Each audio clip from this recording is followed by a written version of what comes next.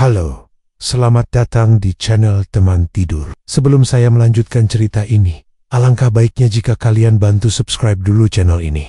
Yuk kita masuk ke dalam ceritanya. Pagi itu, kabut tipis masih menyelimuti pematang sawah di Desa Sumber, Rejo, sebuah pelosok di Jawa Tengah yang dikelilingi perbukitan hijau. Surti berdiri di depan rumah bambu yang sudah mulai rapuh, menatap Karjo yang sibuk mencangkul tanah di sawah kecil mereka. Peluh membasahi wajah Karjo, tetapi ia tetap bekerja dengan penuh semangat. "Sudah berapa tahun kita hidup begini, Mas? Tidak ada perubahan sama sekali," gumam Surti, lebih kepada dirinya sendiri. Karjo, yang mendengar keluhan itu, berhenti sejenak dan menatap istrinya. "Sabar, Nduk. Rezeki memang tidak selalu langsung melimpah. Yang penting kita tetap bekerja keras dan bersyukur."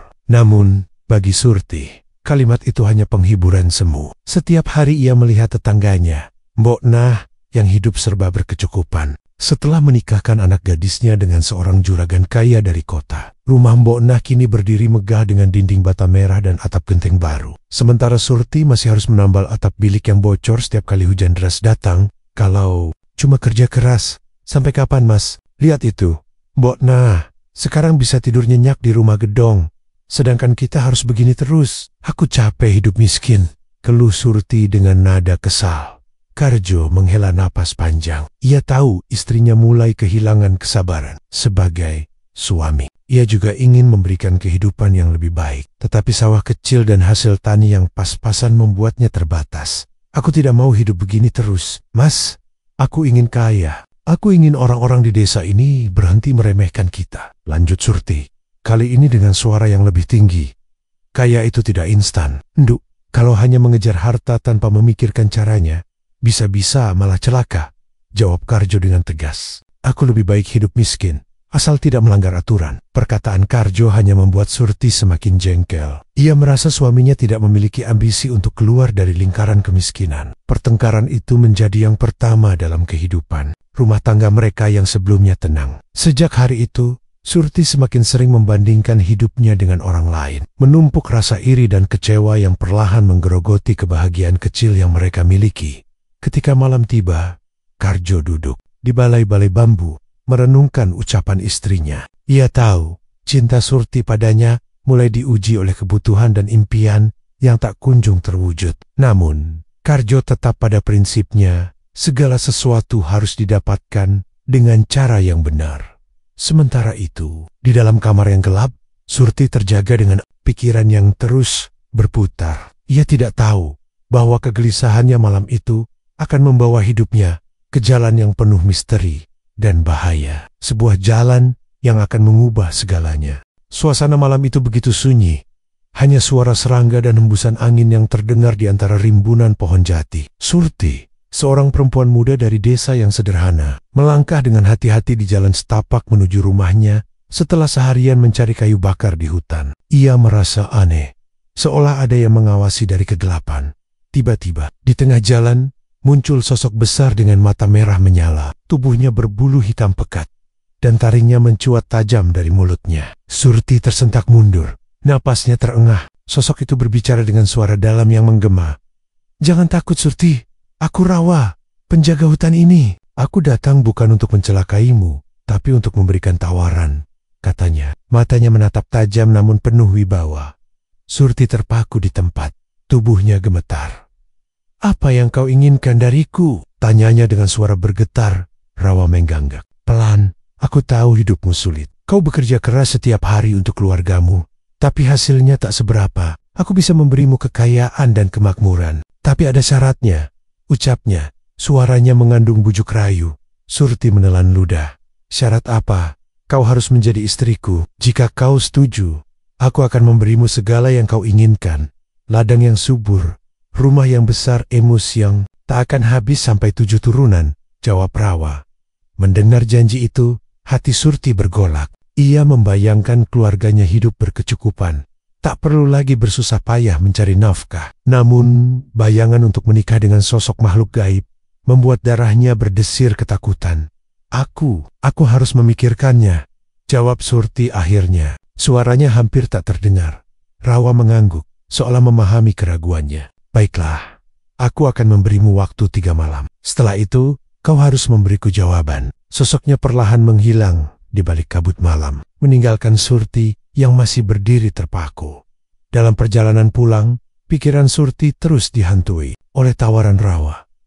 Ia tahu keluarganya sangat membutuhkan bantuan, tapi apakah ia sanggup menjalani hidup bersama makhluk gaib? Pertarungan batin itu membuat malam terasa semakin panjang dan dingin. Rumah panggung kecil milik Surti dan Karjo yang biasanya dipenuhi tawa anak-anak, kini berubah menjadi sunyi dan mencekam. Malam itu, di bawah cahaya lampu minyak yang remang, mereka kembali beradu argumen. Suara Surti terdengar tajam, sementara Karjo, yang biasanya lembut, kini membalas dengan nada keras. Aku sudah bosan hidup begini. Karjo, setiap hari hanya melarat dan dihina orang. Suara Surti menggema di seluruh ruangan. Kamu pikir aku senang hidup seperti ini? Balas Karjo dengan mata merah menahan amarah. Aku sudah bekerja sekuat tenaga, tapi hasilnya memang begini. Apa kamu pikir semuanya semudah membalikkan telapak tangan? Surti mendengus. Kamu laki-laki, seharusnya kamu bisa memberi aku kehidupan yang lebih baik. Tapi apa yang aku dapat? Kemiskinan dan kesusahan. Pertengkaran semakin memanas, hingga akhirnya Surti mengucapkan kata-kata yang membuat dunia Karjo runtuh seketika.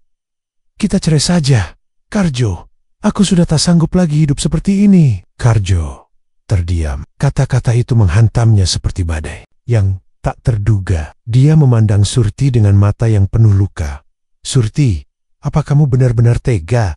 Suaranya bergetar. Bagaimana dengan anak-anak kita? Apa kamu pikir mereka tak butuh ayah? Anak-anak butuh kehidupan yang layak, bukan seorang ayah yang hanya bisa memberi janji kosong. Surti bersikeras. Matanya menyala dengan tekad. Dengan berat hati, Karjo akhirnya mengalah. Ia tahu, mempertahankan sesuatu yang sudah retak hanya akan membawa lebih banyak penderitaan. Malam itu, ia berkemas dan meninggalkan rumah yang pernah mereka bangun bersama. Langkah kakinya terdengar berat di atas papan-papan kayu yang berderit, seolah menjadi saksi bisu perpisahan yang menyakitkan. Setelah Karjo pergi, Surti merasa lega sekaligus kosong. Namun, ia sudah mengambil keputusan. Tak lama kemudian, ia menerima tawaran dari Rawa, seorang pria misterius yang dikenal memiliki kekuatan gaib. Rawa sudah lama menaruh perhatian pada Surti, dan kini ia melihat kesempatan untuk mendekat. Surti, jika kau mau bersamaku, aku bisa memberimu kehidupan yang kau inginkan, ujar Rawa dengan suara lembut namun penuh kekuatan. Surti ragu sejenak, tetapi bayangan kemiskinan yang menghantuinya selama ini membuatnya mengangguk. Apa yang harus aku lakukan? Tanyanya. Ikuti ritual ini. Kau akan menjadi istriku di dunia gaib. Aku akan memastikan hidupmu dan anak-anakmu tak kekurangan apapun. Jawab Rawa dengan senyum yang menyimpan rahasia gelap.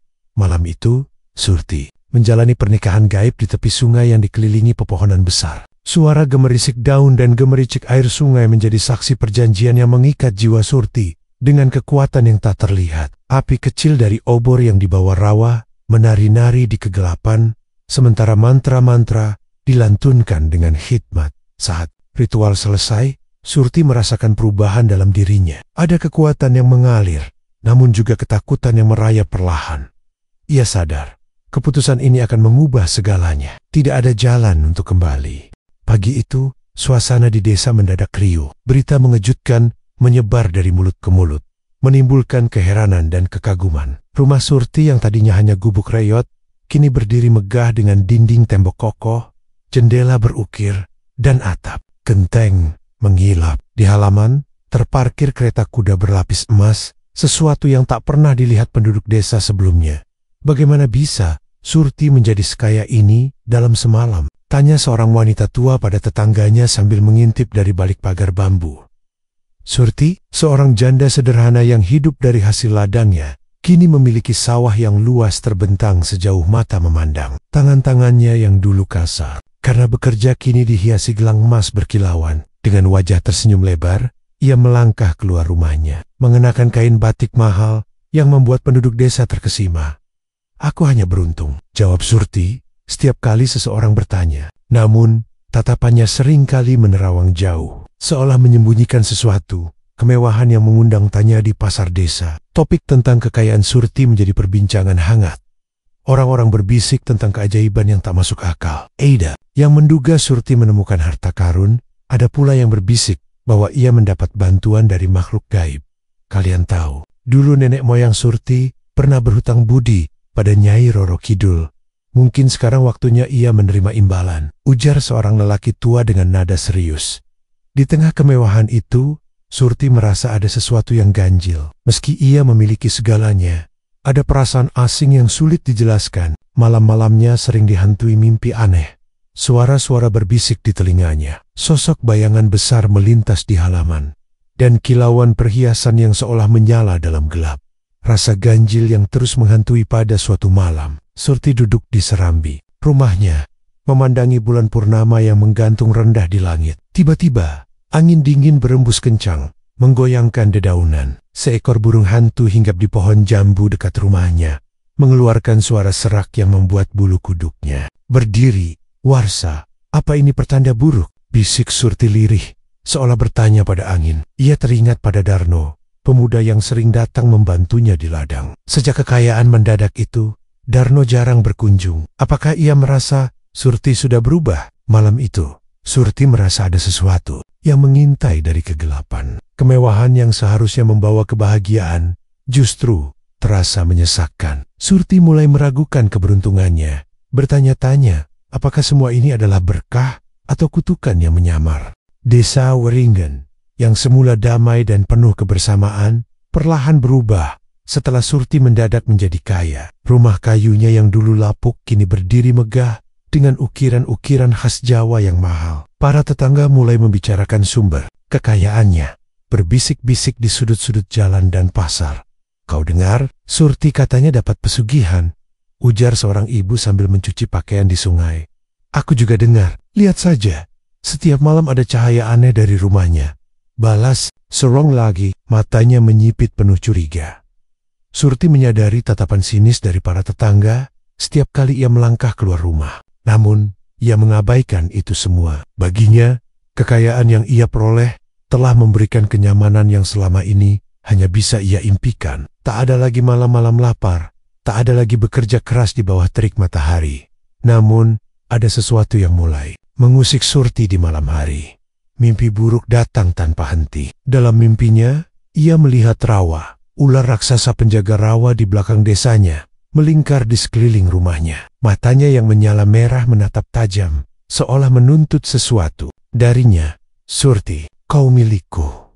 Suara rawa bergema di kepalanya, mengisi ruang tidur yang seharusnya sunyi.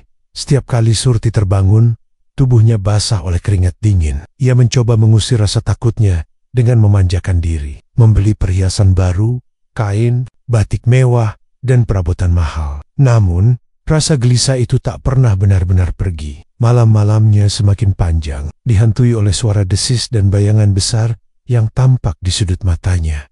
Di luar, para tetangga mulai menjauh. Tidak ada lagi yang mau berkunjung, atau bahkan sekadar menyapa. Anak-anak yang biasa bermain di halaman rumahnya, kini menghindari tempat itu. Suara tawa riang yang dulu sering terdengar, kini digantikan oleh keheningan yang mencekam. Surti, kau harus berhenti sebelum semuanya terlambat, ujar Pak Darmo, tetua desa. Saat mereka bertemu di jalan, berhenti dari apa Pak? Surti pura-pura tak mengerti, meskipun hatinya bergetar. Dengar, kekayaan yang datang tiba-tiba selalu ada harganya. Aku hanya memperingatkanmu. Pak Darmo menepuk pundaknya, lalu berjalan pergi dengan tatapan prihatin. Namun, Surti tak peduli. Ia memilih untuk mengunci diri di rumah, menikmati kekayaannya seorang diri. Tapi, isolasi ini justru membuat kehadiran rawa semakin nyata. Setiap malam, suara desisnya semakin keras, seolah memenuhi seluruh rumah. Surti mulai kehilangan tidurnya, dan bayang-bayang ular besar itu kini tak hanya muncul dalam mimpi, tapi juga saat ia terjaga. Suatu malam, Surti memberanikan diri untuk berdiri di depan cermin. Ia ingin meyakinkan dirinya bahwa semua ini hanyalah halusinasi belaka. Namun, saat ia menatap bayangannya sendiri, ia melihat rawa berdiri di belakangnya, menatap tajam dengan mata merah menyala. Surti menjerit, tapi suaranya terperangkap di tenggorokan. Kau tak bisa lari dariku, Surti. Suara rawa terdengar jelas. Di tengah keheningan malam, jeritan Surti menggema di seluruh desa. Namun, tak ada yang datang untuk menolong. Mereka hanya bisa berbisik, semakin yakin bahwa kekayaan Surti berasal dari sesuatu yang tak suci. Sementara itu, di dalam rumah megahnya, Surti sadar bahwa ia telah masuk terlalu jauh ke dalam kegelapan yang tak lagi bisa ia hindari.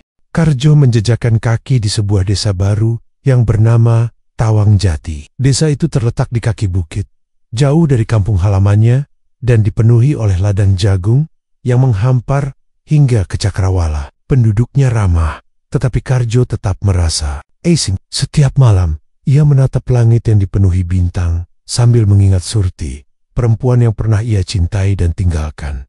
Kenapa aku harus mengingatnya lagi? Gumam Karjo sambil menghela napas panjang. Namun, hati kecilnya tahu bahwa ia masih peduli pada Surti, meski luka lama belum sepenuhnya sembuh.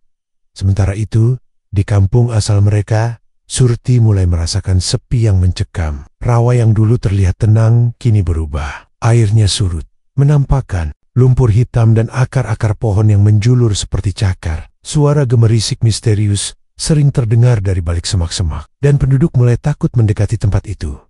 Surti duduk di ambang pintu rumahnya, memandang ke arah rawa yang menghitam. Ia teringat perpisahannya dengan Karjo, betapa ia menolak memaafkan lelaki itu. Meskipun hati kecilnya ingin mempertahankan cinta mereka, mungkin aku terlalu keras kepala, lirih Surti. Andai saja aku mau mendengarkannya. Dalam kesunyian malam, Surti merasa ada yang mengawasi. Dari rawa, sebuah sosok tinggi dengan mata merah menyala muncul sejenak, lalu lenyap dalam kabut. Ketakutan merambati tubuhnya, tetapi rasa penyesalan lebih kuat mencengkeram hatinya. Kabar tentang perubahan rawa dan kejadian aneh itu akhirnya sampai ke telinga Karjo. Meski ia sudah bertekad untuk tidak kembali, hati nuraninya memanggilnya pulang. Apalagi ia tahu Surti pasti terjebak di antara rasa takut dan kesendiriannya. Aku harus kembali, bisik Karjo pada dirinya sendiri.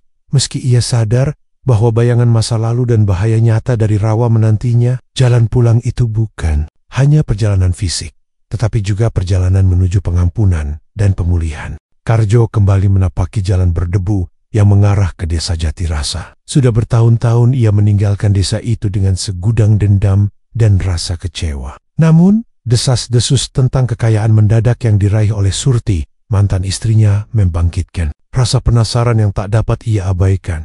Setibanya di desa, Karjo menyusuri rumah-rumah bambu yang tampak lebih sunyi dari biasanya. Pandangan orang-orang yang mencurigakan menyambutnya. Karjo, bukankah kau sudah lama pergi? Seorang lelaki tua bertanya. Aku hanya singgah sebentar, jawab Karjo sambil tersenyum tipis. Rumah Surti kini berdiri megah di tengah-tengah desa, jauh berbeda dari rumah reyot yang pernah ia tinggalkan dulu. Karjo mempercepat langkahnya, namun sebelum sampai, seseorang menepuk bahunya. Dukun desa, Mbah Pardi, menatapnya dengan sorot mata yang penuh rahasia. Kau ingin tahu tentang kekayaan Surti, bukan? Tanya Mbah Pardi dengan suara serak. Karjo mengangguk. Mbah Pardi mengajaknya ke sebuah gubuk tua di tepi hutan. Di sana, di bawah temaram lampu minyak, Mbah Pardi mulai bercerita. Kekayaan Surti berasal dari perjanjian yang ia buat dengan siluman ular penjaga harta karun. Sebagai gantinya, ia menyerahkan bagian dari hidupnya. Karjo tertegun. Apa maksudmu dengan bagian dari hidupnya? Ia menyerahkan kesehatan dan ketenangannya, jawab Mbah Pardi. Maka, meski hartanya melimpah, tubuhnya mulai melemah. Itu sebabnya ia kini sering sakit-sakitan. Karjo merasa campuran antara marah dan prihatin. Ia memutuskan untuk menemui Surti. Setibanya di rumah megah itu, ia mendapati Surti terbaring lemah di atas dipan. Kulitnya pucat dan matanya sayu. Ketika Surti melihat Karjo, ia tersenyum pahit. Aku tahu kau akan kembali, Karjo, bisik Surti. Aku telah berbuat kesalahan besar. Aku terlalu tamak, dan sekarang aku membayar harganya. Karjo duduk di sampingnya, menatap perempuan yang pernah ia cintai.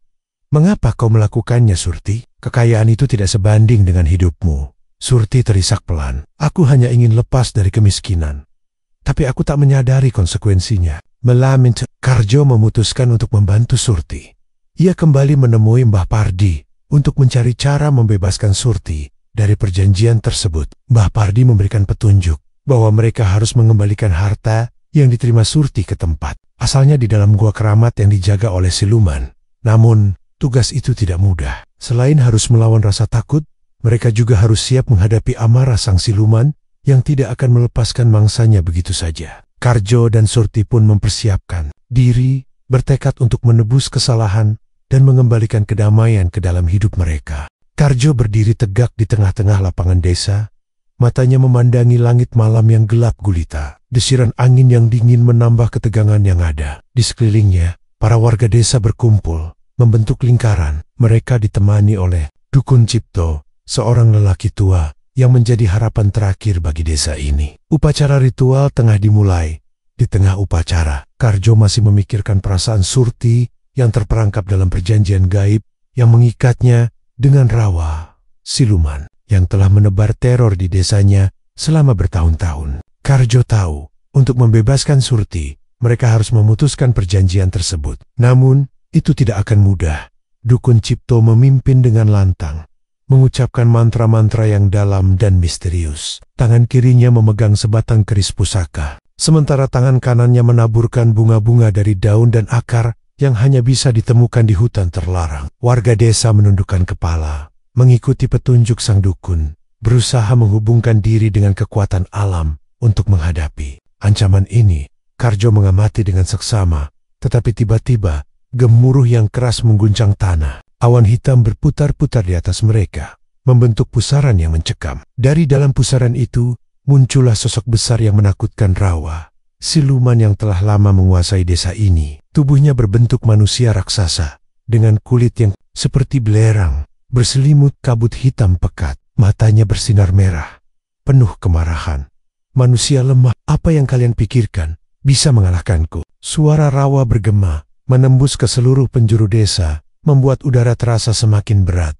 Dukun Cipto tidak gentar. Kami datang untuk mengakhiri perjanjian kotor ini, Rawa. Kekuatan manusia dan alam bersatu.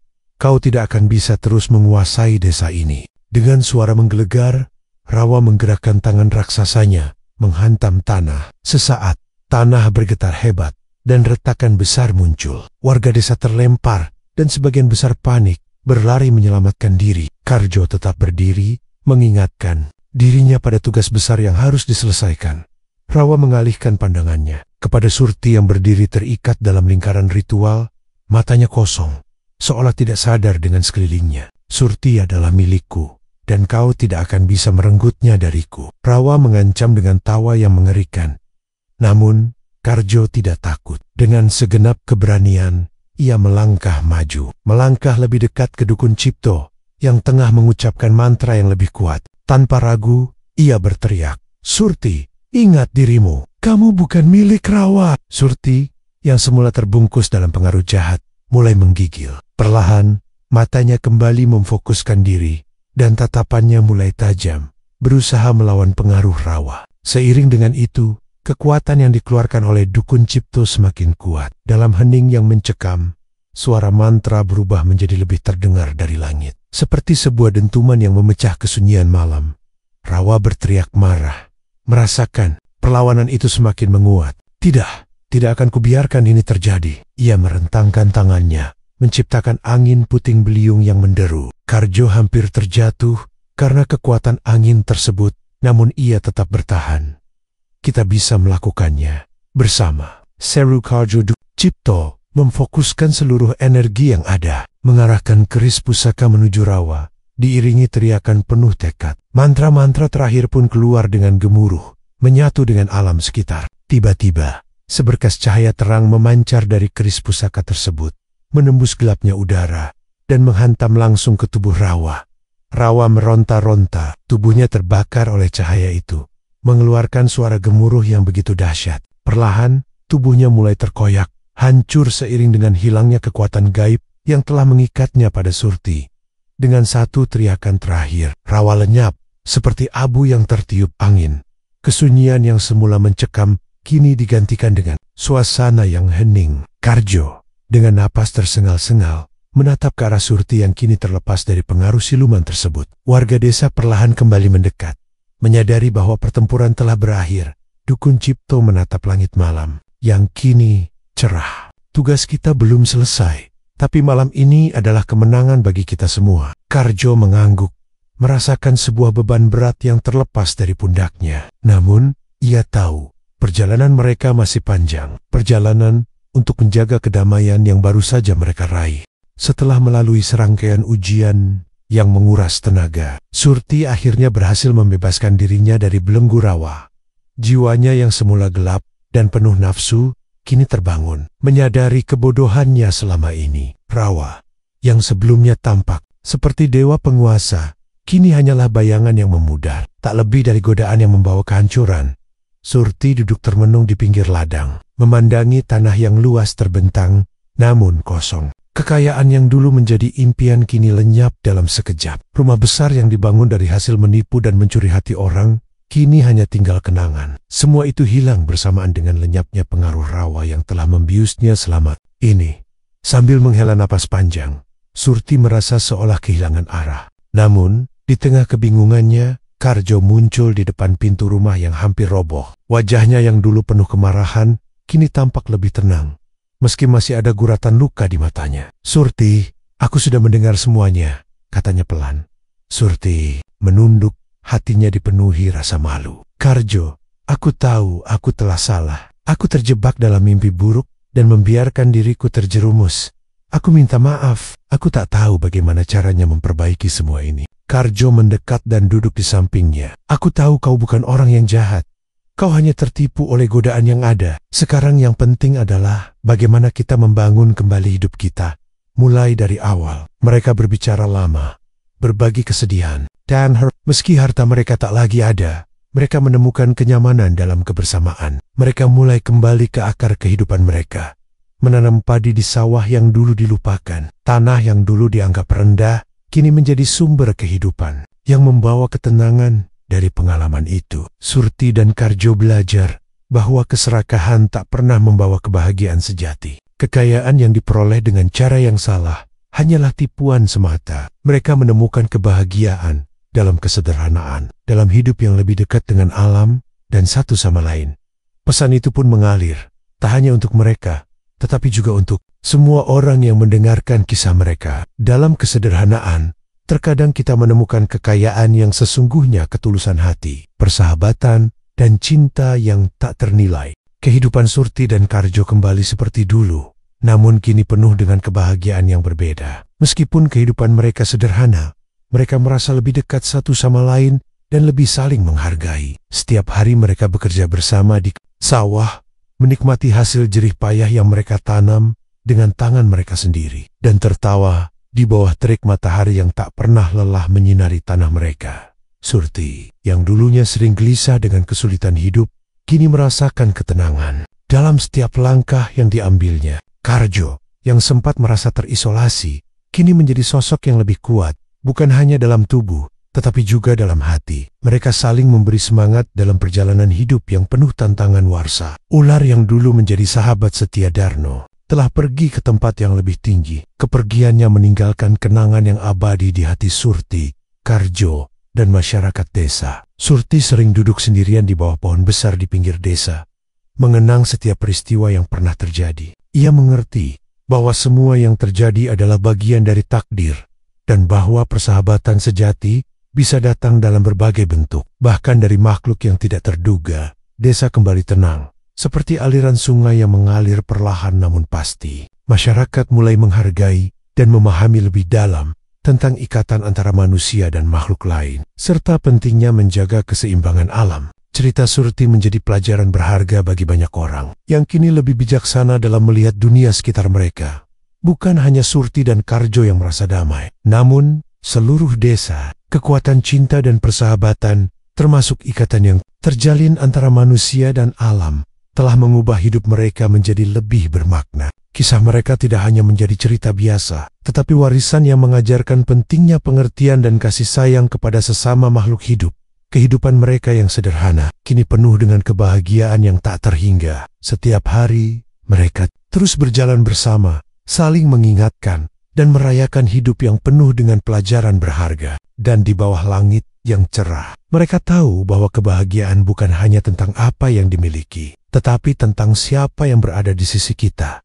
Terima kasih sudah menonton video di channel ini. Jangan lupa tekan tombol like, share, dan komentarkan subscribe untuk mengikuti video kami selanjutnya ya.